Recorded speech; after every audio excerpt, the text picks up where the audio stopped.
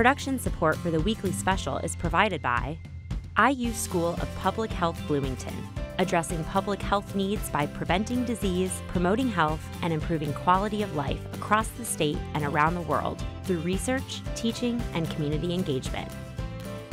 Smithville Fiber, the Giga City Company, a philanthropic community partner since 1922, and a proud supporter of numerous community organizations. More information at smithville.com. The Al Cobain Recognition Endowment Fund, established by friends and family of Al Cobain to support jazz initiatives on WTIU and WFIU. And WTIU members, thank you. New Year's is a time of celebration and reflection. Take a look back at some of our favorite stories to inspire you in the new year. Break in your running shoes at the annual Indiana 100 Trail Run at the Chain of Lakes State Park.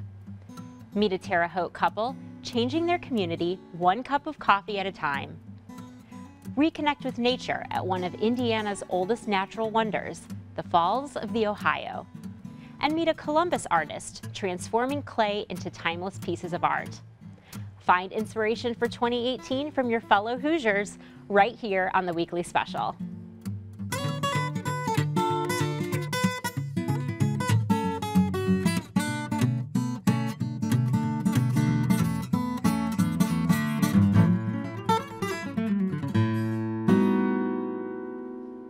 Welcome to the Weekly Special. I'm Erica Sagone. Well, most Hoosiers are working hard to keep those 2018 resolutions. So we thought we'd share our favorite stories from the last year to keep you motivated and inspired.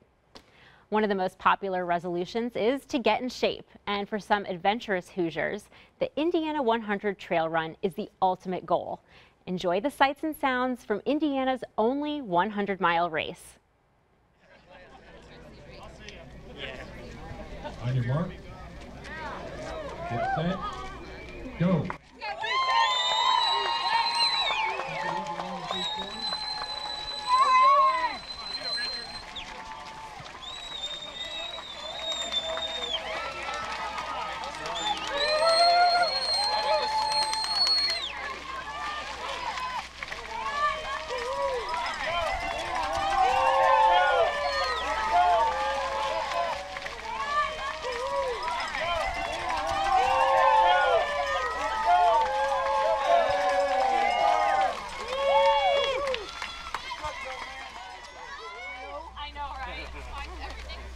We just match our shorts. It helps our mood. You know, we know you're going to be out there for very long. You got to look cute.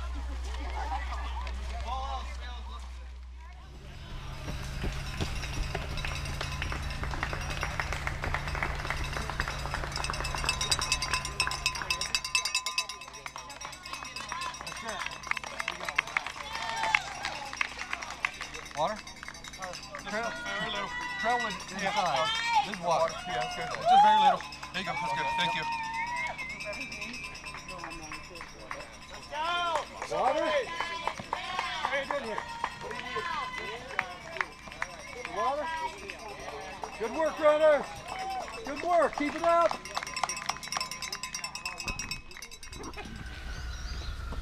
Look defeated.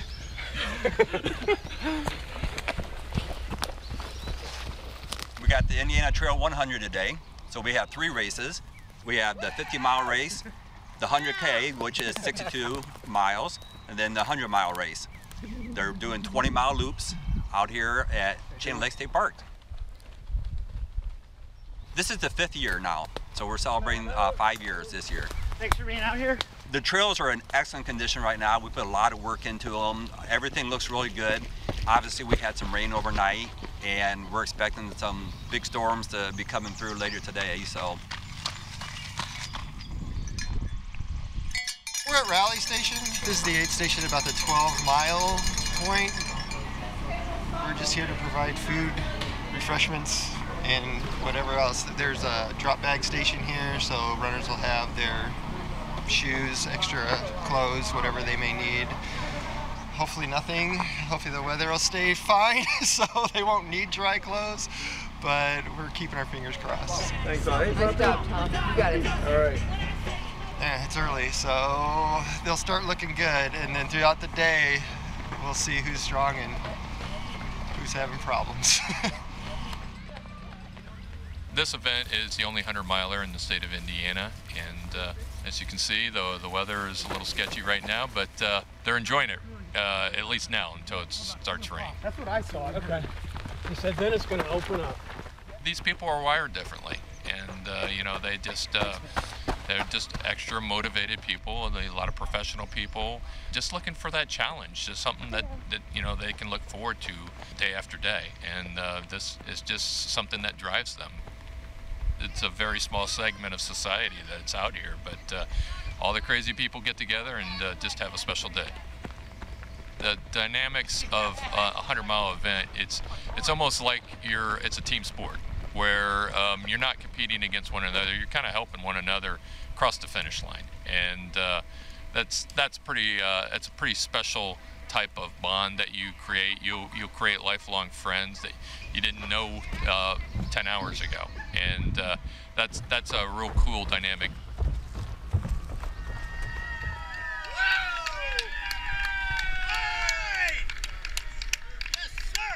You have the game within the game, where a handful of people are racing against each other, but mostly it's just people trying to get to the finish line.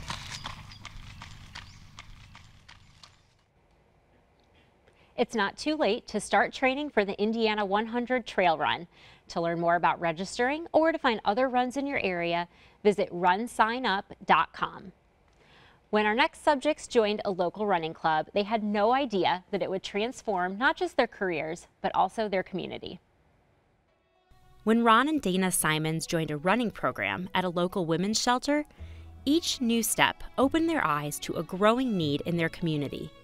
Most of them were suffering from addiction, and there was really nothing for women only in Terre Haute that would really be a recovery program, not just a homeless shelter, but really would give them the tools and give them the environment that they needed to recover from their addiction. And so we didn't think it would be us doing it, but God had different plans. Having been a self-proclaimed workaholic, Dana felt that she could relate to the pull of addiction and wanted to help.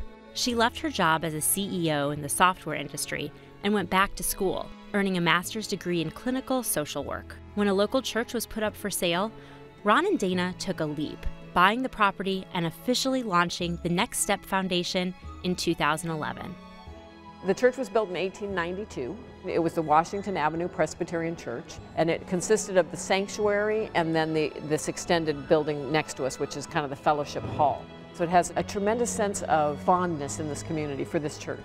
And we've gotten a lot of positive feedback that people are so happy to see it being used, right? So that it doesn't just become one more church that's just in disrepair and falling apart. Aided by community volunteers and donations, the Next Step Foundation grew from one building to a 6-building complex, providing transitional housing for both men and women. Today, the residential program offers numerous education classes, life skill training like money management, and even a child care program, one of the only of its kind in the Midwest, that provides emotional healing for children of addicts. It's an approach that Dana calls holistic humanization.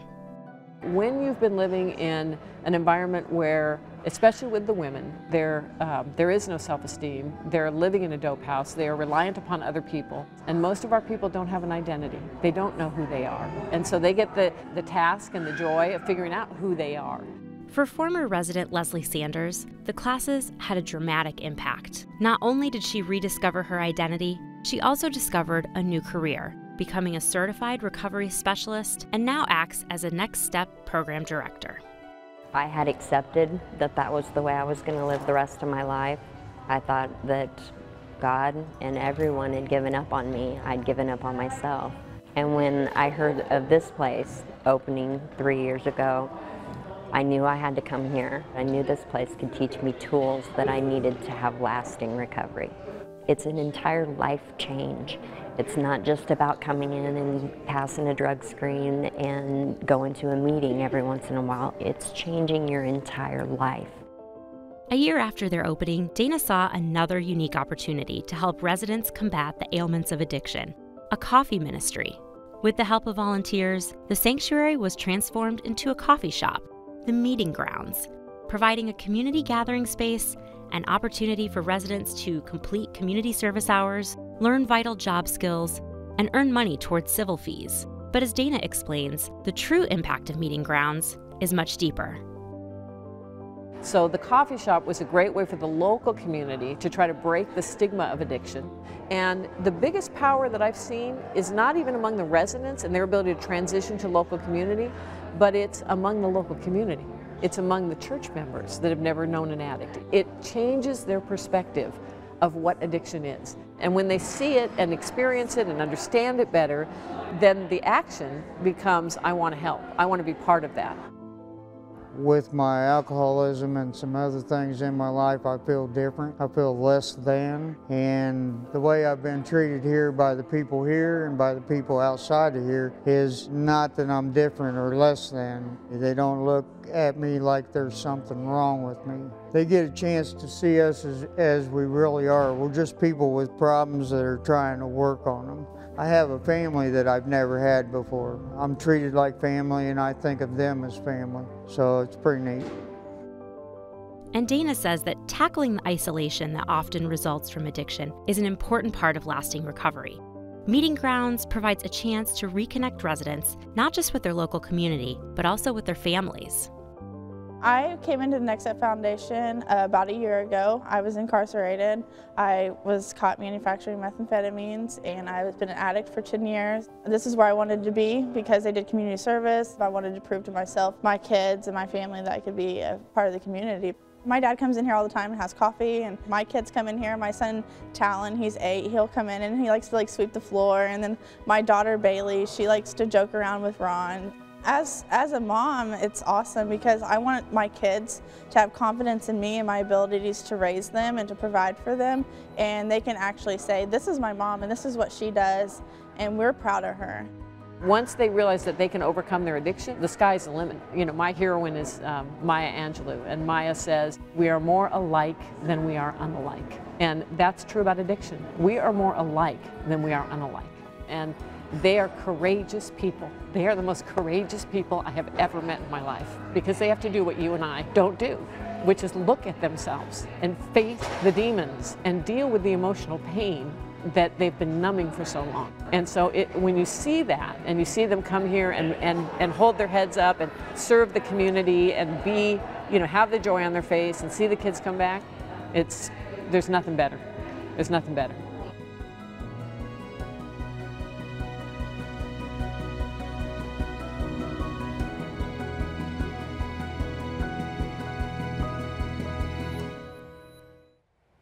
For more information on the Next Step Foundation, or to learn how you can visit or volunteer at the meeting grounds, go to nextsteptoday.org. Well, reconnecting with yourself doesn't have to take place within 4 walls. Get outside and discover some of Indiana's most beautiful sights.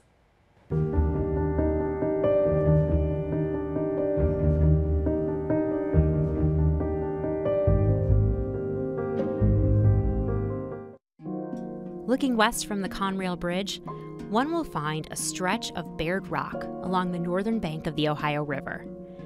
This seemingly ordinary expanse of rock is actually one of the world's largest exposed Devonian period fossil beds and is the main attraction to the Falls of the Ohio State Park. Customary to Midwest rivers, the area today is teeming with waterfowl and the usual plant life.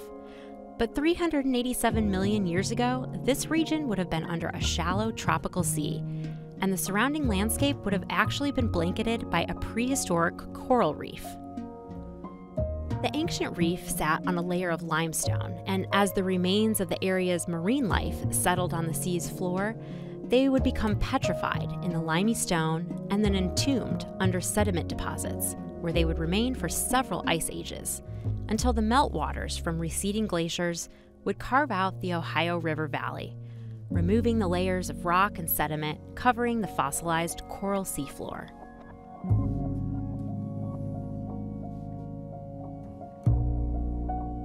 The particular type of limestone found here is called Jefferson limestone, and it's well known for its fossil density and preservation of fossils in life positions. Because of this, it's no surprise that well over 100 different species of prehistoric marine wildlife have have been discovered fossilized in the rock ledges that make up this amazing natural wonder.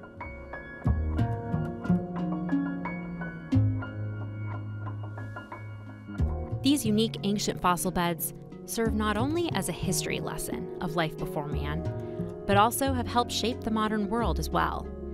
This is because the Falls of the Ohio isn't really a waterfall, but a series of rapids made up of the very limestone ledges that also house the fossilized reef bed. These rapids descend 26 feet in elevation over a 2-mile length of the Ohio, making traveling downriver very difficult during low river levels. So difficult, in fact, that it was the only natural barrier along the entire river, which meant traders and merchants had to stop here to portage goods or wait for the river to rise. This stopping point would later expand into the cities of Clarksville and Jeffersonville, Indiana, and Louisville, Kentucky. As a result of channeling of the river through a series of locks and dams completed in 1830, access to the archaeological site improved, preserving this ancient marvel for generations to come.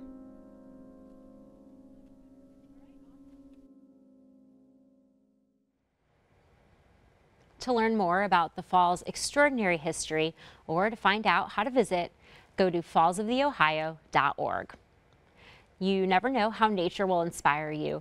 The passage of time as preserved at the falls certainly gives perspective, and one Indiana artist takes that inspiration and creates timeless works of art.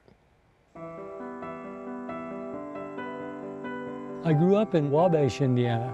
There was a place I'd hike out to about 5 miles from my home. There were places where the water had started eroding the stone into these little basins that were perfectly round. Just the idea that the stone extends down into the earth and the water is moving over it. It just was a magical combination. Clay is so open-ended. It doesn't really have a form of its own, but it'll take any form you put it in. When I started working on a large scale, at first everything was improvised. I like the physicality of them, and to me they almost have a projection of energy.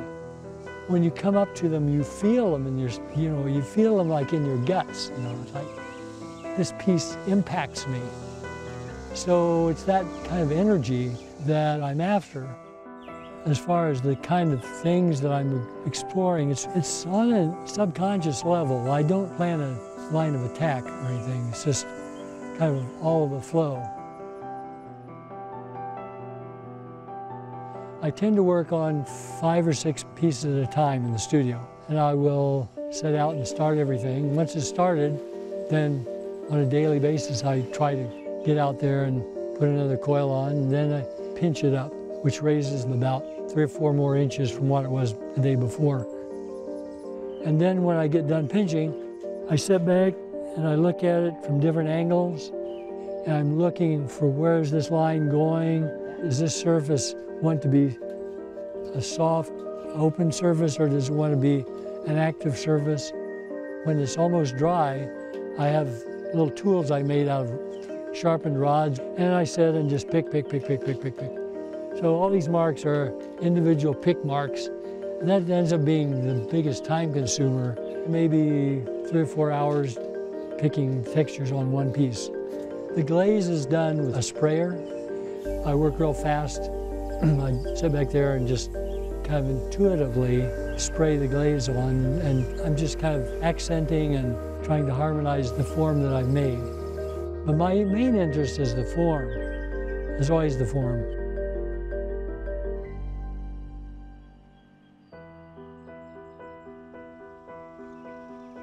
Nature makes such wonderful things, especially with stone. The forms of stones are not accidents. They are the result of physics at work in the layering of the stone, the way they dry, the way the frost attacks them, finds weak spots, fractures things out. Field stones are tumbled from Canada. So what I'm doing in my art to some degree is like trying to express this coming and going, the fracturing off, the strength of life, you know, trying to find a place for itself in the world, the strength of growing forms, organic, animal, or plant. Some of the forms that I find cropping up are references to the human figure. If you look around, you see hips, shoulders, but they're really not any of those things. They're just forms that look organic and remind you of the body or of these trees. I mean, so a lot of the form is not me creating forms, it's me recognizing something in the forms. So that sense of life, I think, is interesting to me, as well as the sense of decay. And each of them is kind of as much information about the world in one piece as I can put into it. That's what I look for in art myself, for something that's bringing me a new message, that is inspiring me in some way, that astounds me or just makes me feel good. So my hope is that there are people who find the work and that it does that sort of thing for them.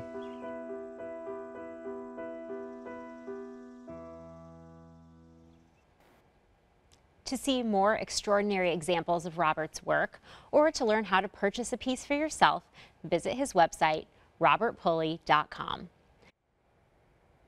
From community involvement to creation, whatever your resolution is, we hope you're feeling inspired.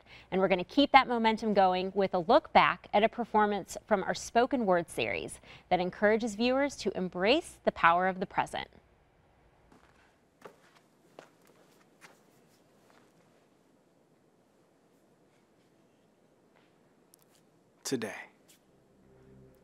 Today we'll follow the sun until it belly flops behind the horizon, and then meet it on the other side. We don't have to know where it's going, and we don't even care. We just know we have to be there. They tell us the sun is hot, you'll burn. We say, you get what you earn. And so we chase. We don't care about the shared better than looks on the faces of the nations we trek through, because we're running, and we know that when we catch him, it'll all be worth it. We know that their disdain for us, for something different, for peace, is the only thing they agree on. But we've noticed something. We've seen that he is the only one they all look up to. So maybe if we capture and devour him, they'll stop looking down their noses at us. Maybe if we cage him up and charge honesty and the truth to see him, they'll tell us how jealous they really are, as those better than looks melt right off of their faces. Maybe we'll catch him today, but maybe not. Either way, we are artists. And some of us will capture him with brushes and palettes. Some of us with pencils and markers as permanent as gravity. Some of us with words he doesn't quite understand that make him shine green with envy. Some of us with voices like slow avalanches and just freed slaves. Some of us with movements that mimic Pegasus in Harlem in 1929. Some of us with our very own bodies, sculpting 9-month masterpieces before life tries to chisel their beauty away. We are artists. And we'll chase the sun until it squeezes behind the trees like poverty into the American dream. We'll chase him until he finally surrenders his light. We'll wrestle him down and make him submit to us his deepest, brightest secrets. And maybe then, maybe the world will realize that the light they once needed to live might just live in us. Keep chasing.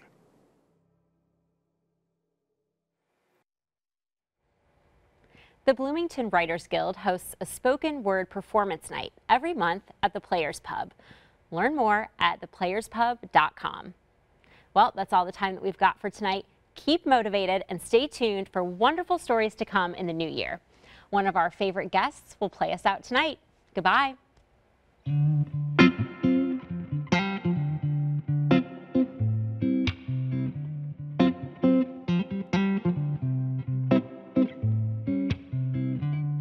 Well, I throw my back out, trying to please you, trying to figure out what your needs were. but I'm left with one question. I think you can try to see. 'Cause baby, you got me down on my knees, and I need a healer to let me know if you can't leave me home, take me home. I think you know that I need a healer, just need a healer. Oh, I need a healer to take me home. I need a healer, just need a healer. Oh, I need a healer. Then I threw my heart out, trying to love you. Try hard not to put no one above you, but I'm left with one question. Nothing you can try to see. Production support for the weekly special is provided by IU School of Public Health Bloomington, addressing public health needs by preventing disease, promoting health, and improving quality of life across the state and around the world through research, teaching, and community engagement. Smithville Fiber, the Giga City Company, fiber internet, HD, and digital IPTV in southern Indiana. More information at smithville.com. The Al Cobine Recognition Endowment Fund, established by friends and family of Al Cobine to support jazz initiatives on WTIU and WFIU. And WTIU members, thank you.